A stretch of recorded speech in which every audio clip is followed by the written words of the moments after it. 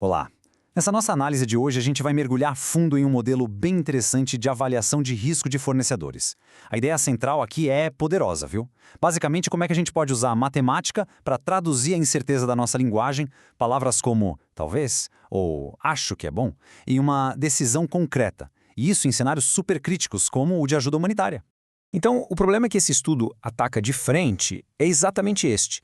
Quando a gente fala de avaliação de risco, os especialistas, eles raramente têm certeza absoluta, né? Eles hesitam, usam termos meio vagos. A grande questão é como que a gente pega essa hesitação, essa falta de certeza, e transforma isso em dados, em números, que um modelo matemático consiga, de fato, usar para classificar os fornecedores. E olha, essa citação do artigo vai direto ao ponto. A hesitação não é um erro, sabe? Ela faz parte do nosso processo de pensar quando a gente está lidando com informação que não está completa. Os métodos mais tradicionais meio que forçam a gente a fazer uma escolha, e aí se perde essa nuance. Já o método que a gente vai ver hoje, ele faz o contrário, ele abraça essa incerteza. Bom, a nossa jornada aqui vai ser dividida em 4 partes, bem direto ao ponto. Primeiro, vamos entender como lidar com a incerteza na linguagem. Depois, a gente entra nos detalhes da estrutura e do processo de classificação do método. E por fim, vamos ver como tudo isso funciona junto na prática. Ok, então vamos lá. Para a gente entender bem o método, primeiro a gente precisa sacar como ele lida com a ambiguidade da linguagem. O ponto de partida é até que bem simples. É um conjunto de termos linguísticos. Pensa nisso como se fosse uma escala de avaliação, tipo de 1 a 5 estrelas, só que usando palavras. Essa escala dá aos especialistas um vocabulário em comum para eles poderem expressar o que eles pensam. E aqui, gente, está a grande sacada, a inovação, o tal do PDHF-LTS. Com ele, o especialista não precisa escolher só médio ou só alto. Ele pode falar, olha, eu estou em dúvida entre os dois. E aí o modelo captura isso como um intervalo entre médio e alto e distribui a chance, a possibilidade, igualmente. Nesse caso, 50% para cada um. O legal é que a informação da hesitação não se perde, ela é quantificada. Agora que a gente já entendeu os conceitos, vamos para o coração técnico do método. Começando pelos primeiros passos. Como os dados são organizados e como se chega a um consenso no grupo. O processo começa de um jeito bem organizado. Primeiro, as avaliações de cada especialista para cada fornecedor e cada critério são colocadas em matrizes. Depois, e essa parte é crucial, o modelo dá um peso para a opinião de cada especialista. E por fim, aquelas avaliações com palavras são convertidas em distribuições de possibilidade, como a gente acabou de ver.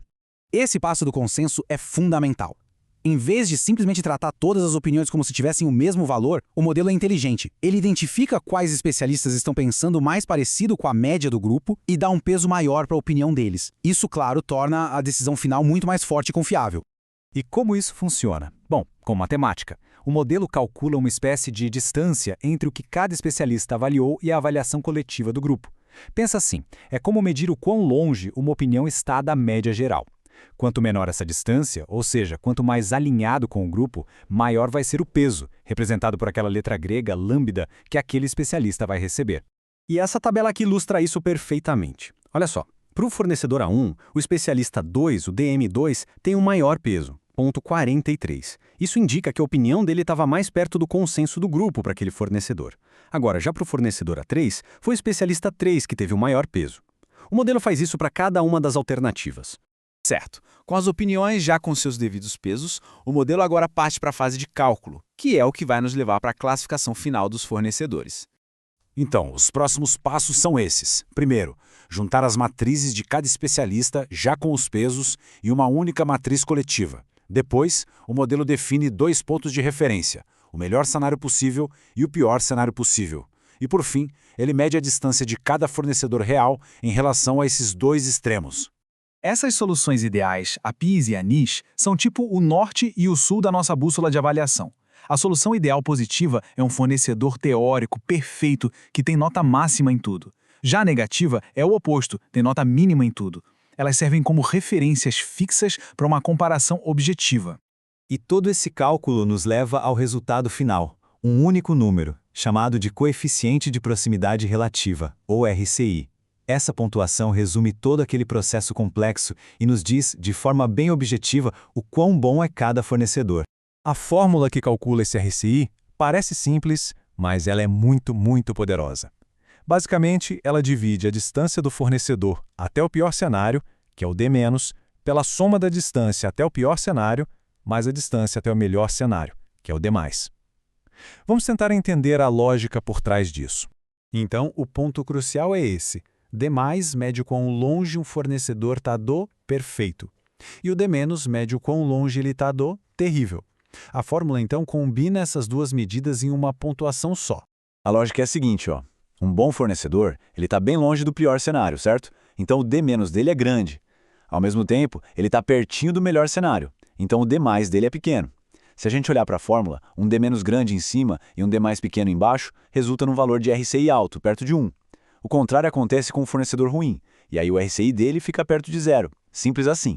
Ufa! Agora que a gente já passou por toda a matemática, vamos ver como essa teoria toda se transforma numa ferramenta prática, visual, para os gestores poderem usar.